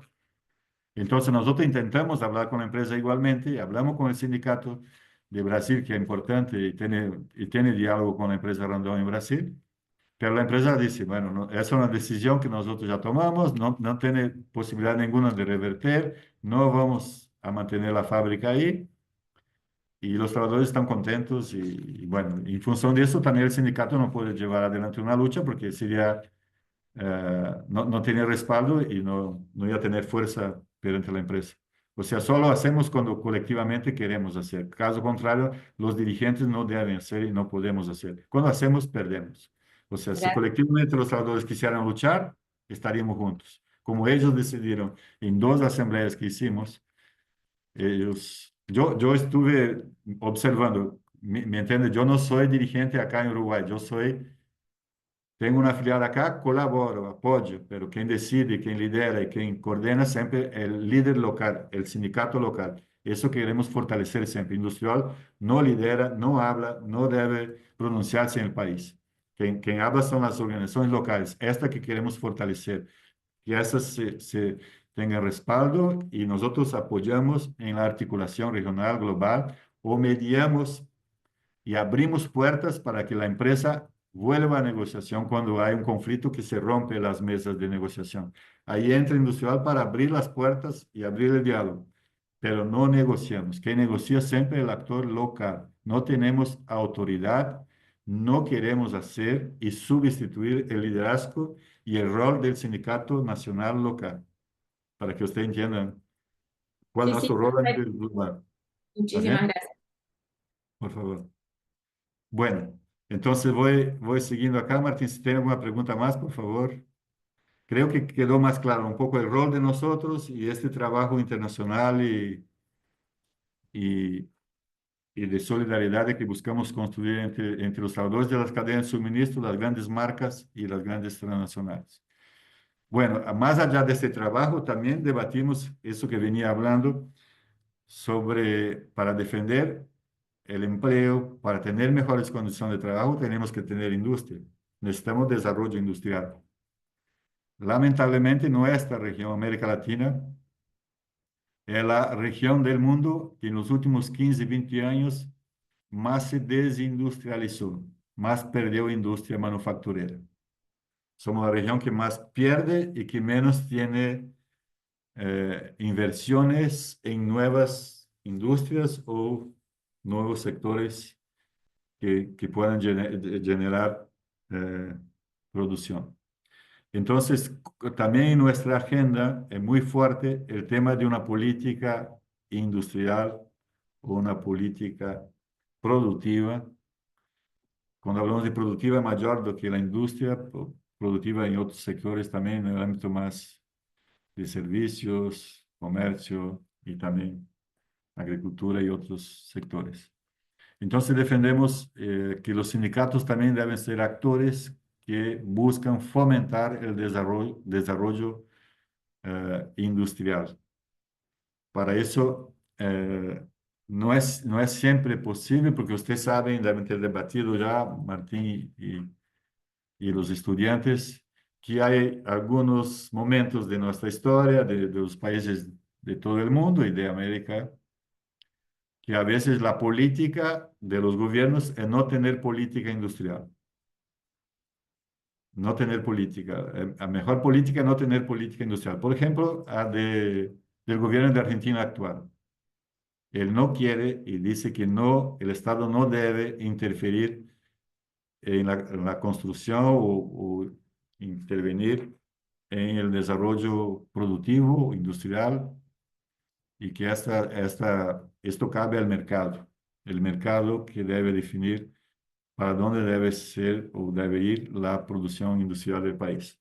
Entonces, la política de algunos gobiernos es, acá no hay política y vamos a abrir nuestro mercado, queremos libre comercio y la industria que puede compite, la que no puede, cierra. O sea, para nosotros no es así. Para nosotros el tema de la política industrial siempre es una necesidad estratégica para pensar el desarrollo sostenible y inclusivo. O sea, sin industria es muy difícil un país construir y lograr una distribución de renta que sea mejor y que tenga condiciones de, a través de las políticas de Estado, políticas públicas, también dar las necesidades básicas que necesita el ser humano para desarrollarse. Educación, salud, vivienda, transporte, jubilación, en fin, todas esas necesidades, 5 o 6 necesidades básicas que el ser humano necesita, son fundamentales, pero para tenerlas necesita un Estado que también intervenga y desarrolla políticas para atraer y para desarrollar las potencialidades locales. No creemos que países que solamente, y eso no hablan nosotros, hablan varios expertos, especialistas en el mundo, la CEPAL, todos los grandes economistas, que solamente siendo países de producción y venta de commodities, vamos a lograr una sociedad más equilibrada, con una distribución de renta más justa. Necesitamos de desarrollo industrial. Cuando hablamos de desarrollo industrial, hablamos desde la inversión e intervención del Estado para potencializar las potencialidades locales, así como también para desarrollar una industria que sea capaz, competitiva a nivel nacional, regional y global, porque vivimos en un mundo globalizado, y también una industria que sea capaz de desarrollar tecnologías e inversiones que afecten de una forma siempre buscando que esa inversión tenga un impacto ambiental menor. Entonces, para eso también formamos y hacemos seminarios para, junto con los trabajadores de la industria, pensar propuestas, ser propositivos, porque podemos defender política industrial, pero cuando tenemos posibilidades, gobiernos nos llaman y los empresarios vienen para la mesa, ¿cuáles son nuestras propuestas para el desarrollo industrial? Entonces, para que usted tenga una idea, año pasado, industrial, nosotros acá de la oficina regional promovimos un diálogo con los sindicatos de Brasil, de la industria, con los sindicatos de Uruguay y la PIT-CNT, para intercambiar lo que los sindicatos de Brasil estaban haciendo con el gobierno de Brasil en términos de debate sobre las políticas industriales en Brasil. Porque si Brasil desarrolla alguna política industrial, Uruguay podría ser parte de este desarrollo y hacer complementariedad productiva o producir parte importante de esas necesidades industriales o de consumo que Brasil pueda tener. Então, primeira coisa, nós outros primeiro fizemos esse intercâmbio, pedindo para que os sindicatos de acá recebieran um companheiro de Brasil, que é presidente de la organização de los trabajadores de la industria en Brasil, que chamamos de Industrial Brasil, que é uma organização que organiza mais ou menos, para que você tenha uma ideia, cerca de 5, 6 millones de trabajadores de la industria. Hablamos de indústria metalúrgica, química, farmacêutica, vidro, petróleo, plástico, cemento, agricultura, construção civil, florestal, madeira, todos esses trabalhadores textiles, todos esses trabalhadores de los grandes sectores de la industria de Brasil juntos são mais de 5 millones. Ellos hablan más números, pero voy a poner 5 para no decir más. Ellos hablan en torno de que podrían representar 7, 8 millones de trabajadores y que realmente son los trabajadores de la industria de Brasil. Que parece mucho, pero no es mucho. Brasil hoy la industria tiene muy poco participación en el PIB de Brasil. Somos menos del 10% de la economía brasileña. Hemos disminuido en los últimos años. Pero mesmo así, cuando esta industria se mueve en Brasil, puede generar más trabajo en la región, principalmente con un acuerdo regional que tenemos. Si consumimos más coches en Brasil, mueve la industria regional, aumenta la producción de autopartes en Brasil, en Uruguay, en Paraguay, en Argentina, porque parte de los coches que son vendidos en Brasil tienen que tener producción nacional o regional. O sea, las empresas no, 70% de los coches, de los componentes de un coche en Brasil, tiene que ser producido en esta región, no pueden ser importados totalmente, 100% de otros continentes.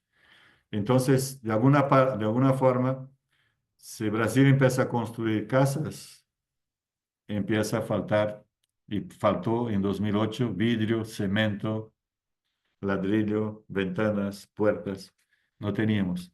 Aumenta la necesidad de energía eléctrica, no teníamos que comprar más de Paraguay, más de Bolivia, y tuvimos problemas incluso, porque Bolivia tenía un conflicto social y éramos para construir una hidroeléctrica conjuntamente, Brasil y Bolivia, para esta región de Brasil que necesitaba de más energía y no fue posible. Son proyectos también que el desarrollo de traslado, de la logística, Brasil, Paraguay, Chile, Perú está intentando construir una logística para transportar de los puertos del Atlántico al Pacífico, cruzando por estos países la producción de Brasil, Uruguay, Paraguay, Chile, Perú, Bolivia. Entonces, ese tipo de inversión también impacta sobre nuestro desarrollo industrial de nuestra región. Y los gobiernos están hablando o piensan en estas inversiones. Nosotros como sindicato también queremos ser parte de este debate. La verdad, para nosotros somos el actor más importante de este diálogo. Deberíamos ser tratados así y deberíamos nos plantear como tal. ¿Por qué somos los más importantes? Porque el capital solamente invierte cuando va a ganar. Si el capital no va a ganar, no hay ningún empresario que invierte plata para perder. Esa es la naturaleza del capital. O sea, el capital solamente va a invertir en la construcción de ferrovías, se va a ganar plata. va a producir más coches y va a ganar plata. O sea, entonces nosotros como trabajadores tenemos mucho interés en este debate del desarrollo industrial de nuestros países y de nuestra región. Por eso los sindicatos tienen que se capacitar, tener propuestas, tener asesoría, economistas, personas que, universidades, articular las universidades, el conocimiento científico, técnico, con la articulación política que pueden hacer los sindicatos a partir de la agenda para pensar el proceso de industrialización. Nosotros, para que tenga un ejemplo, nosotros vamos a hacer un seminario ahora 28 de mayo entre los sindicatos de Chile, Uruguay, Argentina y Brasil para hablar del sector naval. La Petrobras en Brasil lanzó una licitación para contratar la producción de más barcos y más plataformas. O sea, Petrobras é uma empresa estatal, foi privatizada de 2015 para cá, perdeu muita capacidade produtiva. Em 2015, para que você tenha uma ideia, era uma empresa que detenía 13% del PIB brasileño. 13%, una empresa. Ella perdió todo eso. Se privatizó de 2015, del golpe que sufrió Dilma, hasta 2023. Perdió mucho. Hoy son empresas transnacionales que dominan este sector de energía. Perdemos inversiones, por ejemplo, para que usted entienda. Brasil es el mayor consumidor e importador de fertilizantes del mundo. Somos un gran país que produce mucha agricultura, pero importamos fertilizantes. La gran mayoría de los fertilizantes viene de Rusia y de Ucrania. Petrobras tenía producción de una parte, pequeña parte, de producción de fertilizantes. Cuando fue privatizada en 2015, fue comprada y cerrada. O sea, esa parte de Petrobras que producía fertilizantes fue cerrada. Brasil no va a poder y no tiene desarrollo en este campo, pero podría producir más fertilizantes, pero importa. Y eso nos torna dependientes, porque ahora durante la guerra de Ucrania, de Ucrania no, la guerra entre Estados Unidos y China en Ucrania, porque hay una guerra entre Estados Unidos y China en territorio ucraniano por los recursos naturales de esta región, Brasil tuvo que estar de los dos lados, porque necesita comprar fertilizantes de Ucrania, de Rusia, y vende carne para Rusia, y vende carne para China, y vende carne y alimentos para China. Entonces, nos torna muy dependientes y frágiles en este proceso. Los precios de los alimentos en Brasil aumentaron. Hoy tenemos problemas con inflación y otros problemas más, en función de que el costo de la producción agrícola también aumentó, porque aumentó los fertilizantes, aumentó los costes de energía, y eso generó impacto en nuestra economía. Entonces, nosotros como sindicatos vamos a reunir el sector naval, los sindicatos que organizan el sector naval. Acá en Uruguay tenía una pequeña empresa que hacía mantenimiento de barcos. Esta fue cerrada ahora en 2023 también. Eran pocos trabajadores que hacían mantenimiento de los barcos que pasaban por acá o que iban a Buenos Aires o que iban para Antártica. Pero usted en algún momento ya produjeron parte de las plataformas que iban para Brasil, para Petrobras. Entonces nosotros como sindicato queremos nos reunir como sindicatos y hablar para la Petrobras que licitó y que varias empresas privadas ganaron esos contratos, que esa producción también se quede una parte en la provincia de Buenos Aires, porque ahí hay una empresa estatal que produce barcos, una partecita que venga para Uruguay, pero una parte para Uruguay que genere 500 puestos de trabajo, es mucho para Uruguay, pero una parte podría venir para Uruguay y mantenemos una industria acá que puede ser complementaria y puede nos ayudar en el futuro. Una parte, bueno, Chile también produce barcos, principalmente para empresas de Finlandia, Noruega, que son empresas de capital nórdicos y producen barcos principalmente para empresas que hacen traslado y logística de containers.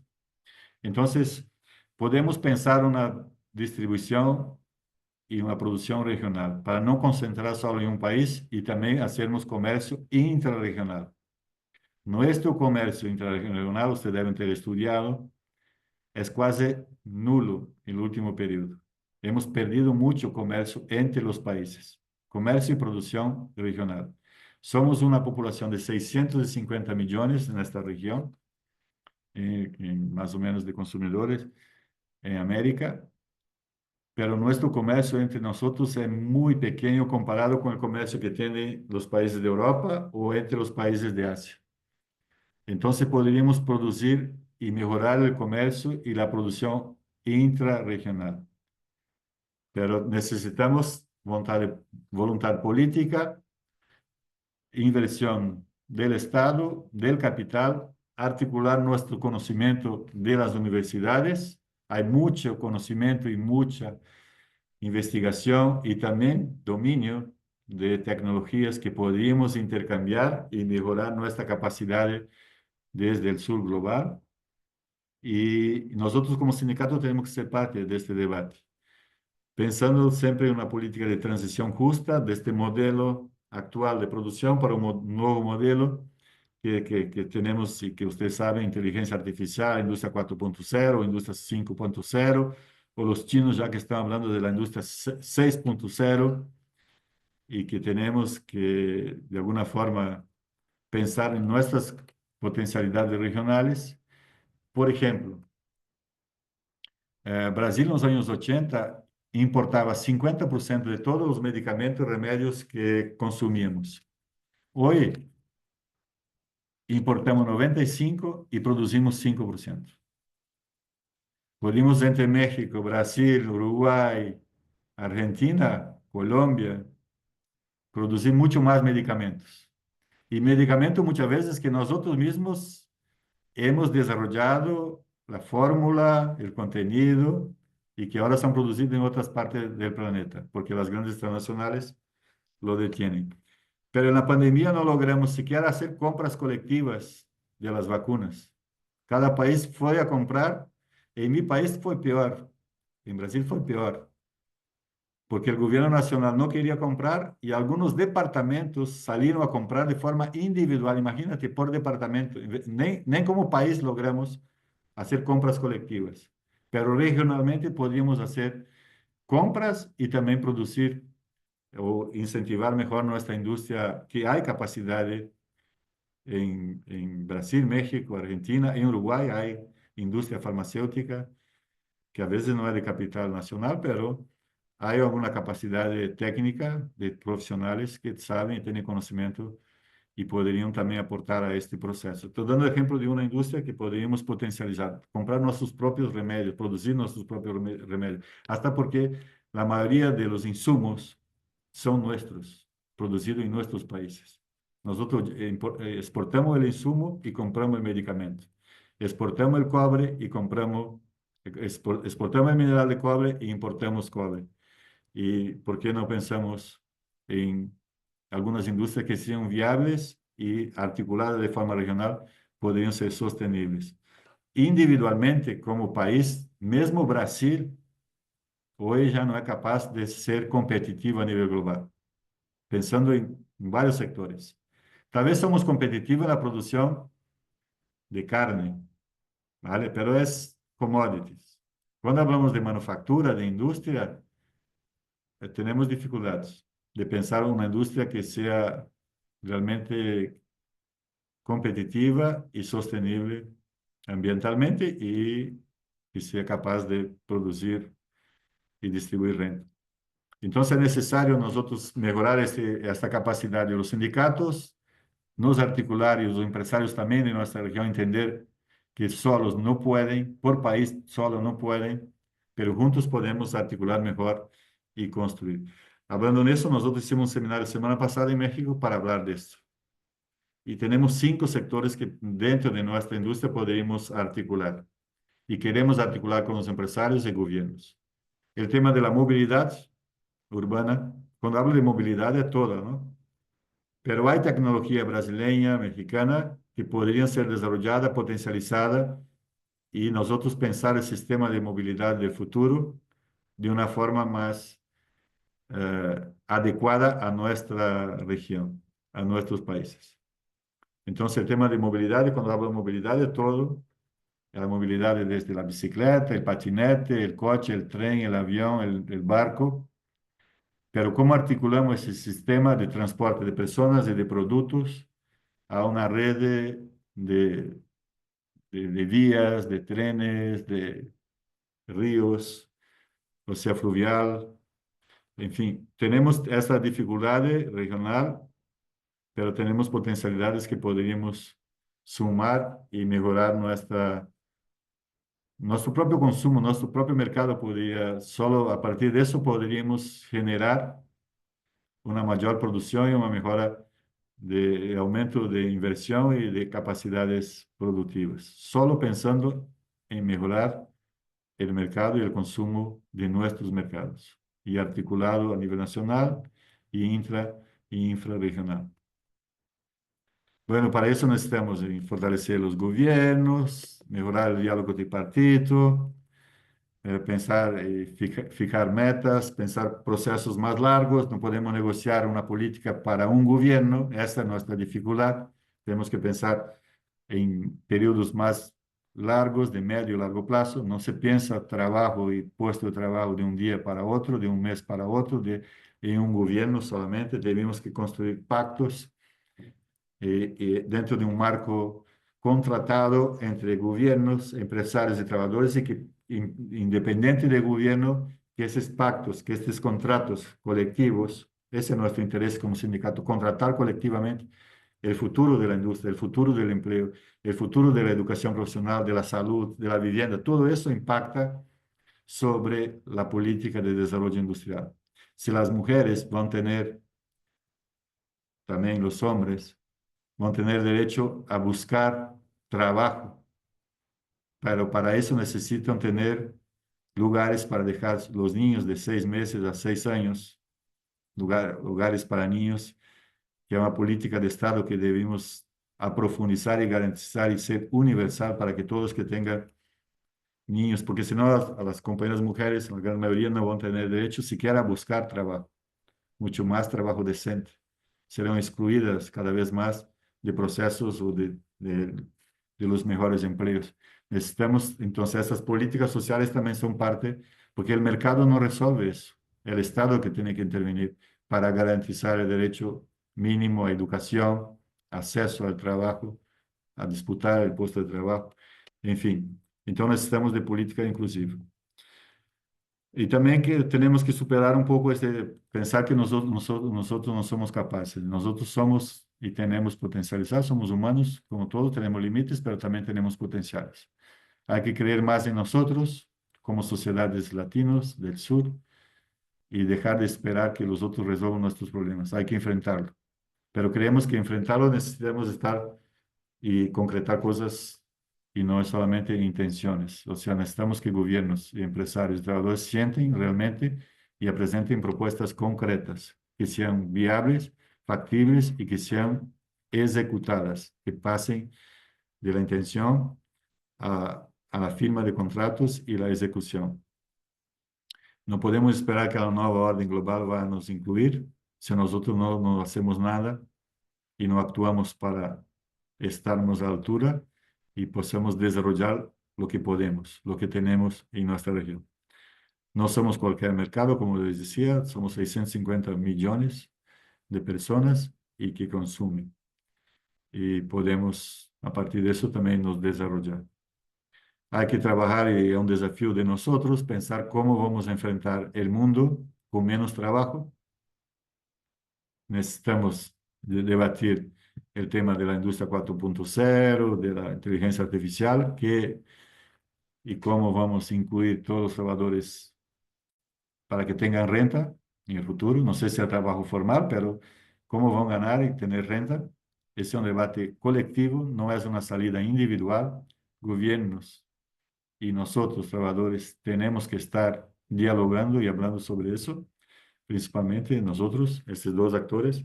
Es claro que vamos a llamar a la universidad, vamos a llamar a los empresarios, pero eso se va a resolver a partir de políticas de Estado. No esperemos que el mercado y el capital van a resolver este problema. O sea, tenemos que debatir el tema de la renta mínima, distribución de la riqueza, el tema, y para eso necesitamos plata, recursos. El capital no puede venir acá a explotar, explotar y no aportar para que tengamos políticas sociales y distribución de renta a partir de estas. Hay que trabajar para eso. Necesitamos hacer transición energética, necesitamos influenciar en la toma de decisiones de nuestros gobiernos. Sabemos ahora que nosotros veníamos como humanidad en un proceso, hablo de más, Martín, faltan 15 minutos. Nem dejé nadie preguntar.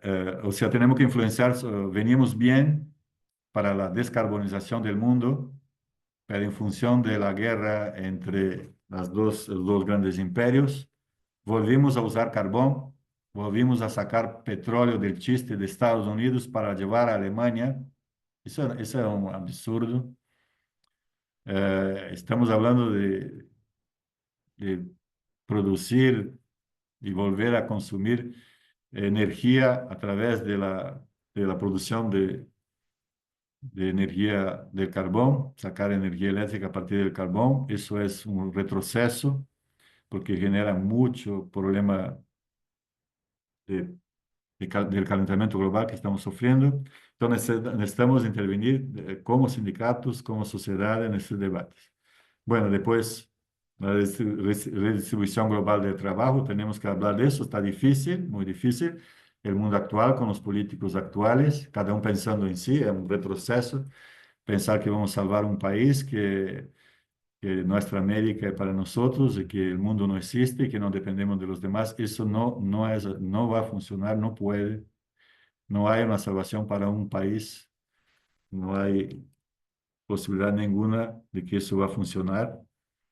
Necesitamos discutir educación profesional, la postergación de la entrada de los jóvenes en el mercado de trabajo. Tenemos que retardar, cualificar más, mejorar la cualificación, retardar, pero para eso necesitamos política de incentivo para que los trabajadores jóvenes puedan vivir también. No van a quedar en casa sin trabajo, estudiando, y cómo vamos a sobrevivir. Necesitamos políticas para que ellos puedan estudiar, tengan universidades, tengan escuelas técnicas, a mejorar la cualificación de nuestros maestros y la investigación para nuevas capacidades y habilidades. Bueno, debatir el tema de la renta mínima, redistribución de la riqueza, es un tema que tenemos que hablar. No va a haber trabajo permanente para todos y por toda la vida. Hay momentos que vamos a estar trabajando, momentos que no vamos a trabajar. Y en estos momentos, ¿cómo vivimos? No podemos estar sin ninguna protección. Si no, estas sociedades no sobreviven, no va a funcionar. El Salvador no va a resolver el problema de la miseria. El Salvador no va a tener espacio para poner todos los pobres que ellos piensan que pueden ganar plata incluso a partir de la miseria humana y de la violencia generada por este sistema. No va a haber cárcel suficiente si no actuamos. Entonces, el modelo de transportar los pobres y los que son condenados, que son los pobres solamente, para cárceles en Salvador, no va a resolver el problema de la humanidad. Al contrario, va a generar más violencia, más odio y menos colaboración en nuestra sociedad. Porque no podemos tener 20% de una población en las cárceles. Eso es un problema muy grave. Y no podemos aceptar eso.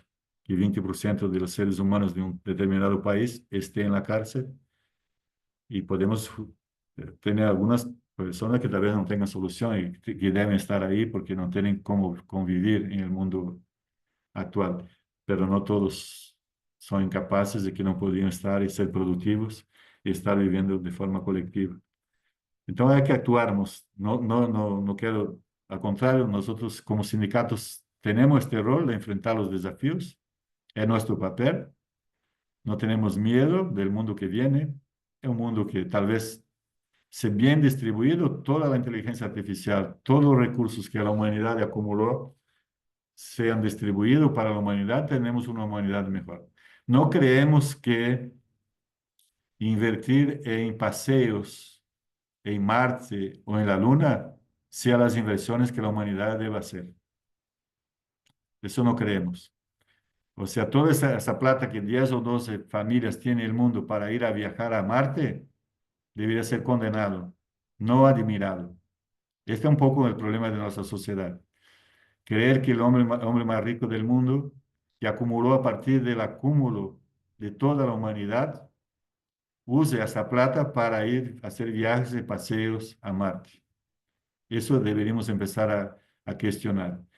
Que usemos nuestra plata y nuestros recursos humanos y económicos para hacer guerras, que son guerras provocadas por el poder económico, para acumular más. No son guerras de países, de los pueblos, son guerras comerciales, con intereses comerciales de acumulación que nosotros debemos condenar y no apoyar nuestros gobiernos para la guerra, y el uso de estos recursos debería ser para mejor distribución de renta a partir de políticas básicas de educación, de saneamiento, de tener agua, derecho a acceso a una vivienda digna, a un transporte público gratuito, universal a todos, a internet universal, a acceso a información, en fin, escuelas técnicas. Para eso debemos usar los recursos y para eso que tenemos que luchar. Sabemos que a veces en el desespero, en el miedo, votamos en personas que dicen que van a nos salvar. No hay salvador de la patria. O hacemos eso juntos, colectivamente, nos respetando entre capital, trabajo, dialogando, viendo los intereses del capital, pero también los colectivos, y que esa sociedad construya más equidad y no guerras. Este es nuestro rol, y creo que ustedes pueden aportar mucho y deben luchar por este mundo más justo, para trabajarnos menos. Queremos trabajar menos. No queremos trabajar y hacer de nuestra vida solamente el trabajo. Queremos otras cosas como trabajadores. Queremos sí tener derecho a teatro, estar con nuestros hijos. No somos y no pensamos que la vida es solo para el trabajo. Queremos que evolucionamos y podemos, como humanidad, hoy tenemos recursos suficientes para eso. Solo es una cuestión de distribuir. Pero para distribuir no será fácil. Si nosotros no nos organizamos colectivamente, pensamos en el mundo que estamos viviendo y pensamos propuestas colectivas como humanidad para enfrentarlos y mejorar este planeta, o sufriremos y tenemos más desigualdad. Pero creo que estamos, por más las crisis que tengamos en algunos momentos, de alguna forma la humanidad viene, y hoy ustedes jóvenes tienen cosas que nosotros no tuvimos y que son mejores. Y creo que van a tener más y mejores. Pero hay que luchar, no hay que desistir y hay que apostar en esto. Así que me quedo por acá, perdón que hablé mucho, creo que debía ter parado, pero no miré el horario y me fui. Martín, a disposición, perdón. No, impecable. Mira, generalmente hay como dos posibilidades, o que te vivan cortando porque no está interesante, o que te dejen porque venía precioso. Creo que fue la segunda. No, a modo de comentario, lo bueno de tu participación en este momento del curso es que ya tenemos construido o avanzado un concepto de globalización, ya tenemos construido o avanzado una idea de cómo el trabajo separa, el trabajo como factor productivo, no como trabajador, ¿no? Separa frente al capital global. Y después, esta conexión que vos nos hacés con casos prácticos, ¿no? De experiencias donde la deslocalización de la cadena de suministros o la cadena de valor de producción eh, permite esto, ¿no? Que el capital busque presionar a la baja de los derechos de los trabajadores ya conquistados y de algunas condiciones de trabajo ya conquistados, porque el capital es el único que se puede mover libremente, ¿no? Los trabajadores no podemos ir atrás de Yasaki, ¿no? A ir a buscar. No, no, no, no tenemos para entrar tenemos problemas ya. Claro. Entonces, me parece que nosotros con Alejandro intentamos proponer esa clave de interpretación de la globalización, ¿no? Como la generación de un mercado global de capital con fraccionamiento del mercado doméstico de trabajo, y que lo que termina generando, y este es un concepto de Hermida, un docente de relaciones laborales, que habla de especie de competencia mundial de pérdida de derechos entre trabajadores. Es trabajadores luchando contra trabajadores para atraer capital, ¿no? Que es un poco lo que se está escuchando ahora de la Cámara de Industria, la Cámara de Servicios, ¿no? Que está diciendo, bueno, el tema es que Uruguay es caro y el factor de ajuste, la variable de ajuste son las condiciones de trabajadores, ¿no? Es como que hay excesos de derechos, ¿no? Entonces, si bien a veces puede ser una lectura atractiva, ¿no? Decir, bueno, si no hacemos cosas, nos vamos a quedar sin industria, nos vamos a quedar sin trabajo, ¿y qué es peor? ¿No? Porque la alternativa es qué es lo peor es no tener trabajo, ¿no? Entonces, en esa carrera desenfrenada, esto es comentario y al mismo tiempo, porque yo iba anotando algunas preguntas, porque después tengo que hacer preguntas para el parcial, para evaluar esta intervención. Esta idea de que la globalización va poniendo trabajadores contra trabajadores y lo que parecían conquistas, ¿no?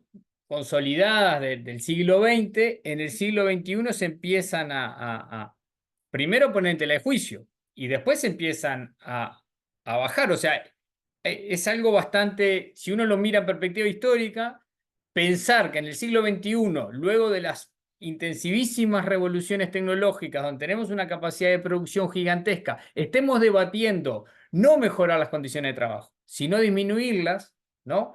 En términos de época, es algo muy, porque ni siquiera, incluso hasta los trabajadores, nos da hasta vergüenza decir, che, pero capaz que podríamos aflojarle, en vez de laburar 12 horas, 10, 8, ¿no? Llega un momento que nos avergonzamos de decir eso como que fuera algo deseable, ¿no? Porque hasta se ha impuesto una ética, una moral del esfuerzo, la cual yo defiendo el esfuerzo y eso está todo muy bien, pero en términos de épocas es contradictorio la disminución de lo, al menos lo ya alcanzado, ¿no? Entonces, bueno, hay como un montón de alertas, acá hay laboralistas, acá tenemos futuros internacionalistas, todo indica que la tarea del futuro es intentar internacionalizar la legislación, generar pisos, estas vienen las clases que vienen, ¿no? Todo parece que dentro de la ecuación, sin alterar, sin revoluciones profundas ni nada que se le parezca, los parchecitos serían generar mínimos de derechos laborales, mínimos de derechos de renta, mínimos, para por lo menos dejar de matarnos entre los trabajadores por captar ese capital que anda en la vuelta, ¿no? Eso es una de las cosas que viene a las clases siguientes y que bueno, que nos gusta apoyarnos en esta intervención tuya para seguir construyendo esa idea, que es muy debatible, no es la única y ni siquiera tiene vestigios de programas, ¿no? Verónica. Excelente para reflexionar mucho y a mí me dejó pensando mucho la dicotomía de trabajador-consumidor y también desde ese lugar el sindicato organizándose trabajador-consumidor puede generar un nuevo mecanismo de presión, organizando el trabajador y el consumo, porque el capital escapa y son pocos los medios que nos van quedando de organización. Al organizar el consumo, las grifas, o sea, la forma de poder globalizar al consumo como forma de protesta. Que no es nueva la idea, ni mucho que se le parezca, pero es como que llegar a esos nuevos, me molesta mucho decir nuevos mínimos de derechos, porque significan siempre pérdidas de derechos, frenar estas nuevas oleadas de pérdida en este mundo global de consumo, quizás hay que jugar con las pautas del consumo. Posible. Le voy a dejar la palabra a Marino para poder cerrar, porque a las 18 tenemos que entregar este espacio que empieza otra materia que está en la cual también participo, que es logística. Así podemos ir cerrando el Bien, espacio. Martín, Muchísimas gracias por ustedes, por la paciencia de escuchar. Ah, creo que lo que hablaba Verónica ya está pasando, Verónica.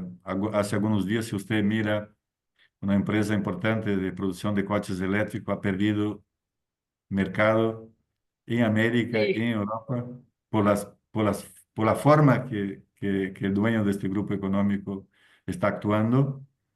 Entonces, hoy en día tenemos más fuerza, tenemos que utilizar más este poder como consumidores y como sociedad. Y las empresas y las marcas saben de eso. Nosotros tal vez que no tenemos usado este poder y tenemos actuado solamente muchas veces en el local de trabajo. Pero somos consumidores. La verdad es, no hay producción sin consumo. Primero viene el consumo, después viene la producción. O sea, no hay, si no hay demanda, no hay mercado, si los gobiernos también no generan renta, no hay consumo. Y ese es un tema que interesa a todos, tanto al capital como al Estado y como a nosotros que producimos y consumimos y queremos una vida más digna. Así que muchas gracias, excelente estar acá con ustedes, espero que tenga aportado algo. Estamos a disposición, cualquier cosa miren en nuestra página. No tenemos la solución, pero tenemos que seguir luchando y actuando. Y contra las transnacionales, como ya decíamos, hay que articular esos poderes, desde local, a nivel regional, global, y articulando trabajadores, sociedad y consumidores y gobiernos. Necesitamos, no queremos el fin, ni vamos a pretender y no pretendemos acabar con el capital, porque es esa sociedad a la que existe y a la que tenemos que actuar sobre ella. Pero hay que regular, hay que contratar mejores condiciones. El capital no puede ahora en 2025 querer traer una agenda del século pasado, trabajar 12 horas que ya superamos. Así que creo que esas son demandas que no van a prosperar, pero claro, tenemos que actuar porque si no pueden ser realmente impuestas. Y no hay, Uruguay necesita, como cualquier otro país, se integrar más, estar más articulado. No hay una industria solo para Uruguay, tampoco va a tener posibilidad de pensar que disminuyendo los derechos sociales y laborales va a traer más, porque si es por eso tiene trabajadores en Haití y Honduras, Guatemala mucho más barato y mucho más próximo al mercado norteamericano, Canadá, Estados Unidos, do que Uruguay. O sea, neste campo vão perder siempre. Mesmo Brasil pode perder y no va a ganar nada se disminuye los derechos laborales, más do que ya están, porque significaría disminuir el mercado de consumo local, porque Brasil exporta muy poco y eso no generaría mejor desarrollo industrial y sostenible. O sea, para nuestros mercados internos necesitamos más derechos, más renta, más distribución de políticas sociales para generar más comercio y producción. Es al contrario. Si queremos mejorar, y eso ya fue probado en algunos otros momentos, cuando aumentamos la renta, los salarios, tuve más consumo, tuve más demanda, y no al contrario. Bueno, igualmente un gusto que sean y que puedan utilizar eso en la vida que ustedes van a llevar y que es muy importante el trabajo que ustedes van a hacer para construir una humanidad más justa y igual. Gracias y nos estamos a disposición, Martín. Muchas gracias. Marino, fuerte abrazo. Después la seguimos Abrazo, bilateral. Marino. Chao, chao. Gracias, Saludes. Alejandro. Chao, Ulises. Chao, Alejandro, un gusto. Chao, Nos Marino. vemos. Buenas noches. Chao, chao. Buenas noches Gracias. Chao. a ustedes. Chao.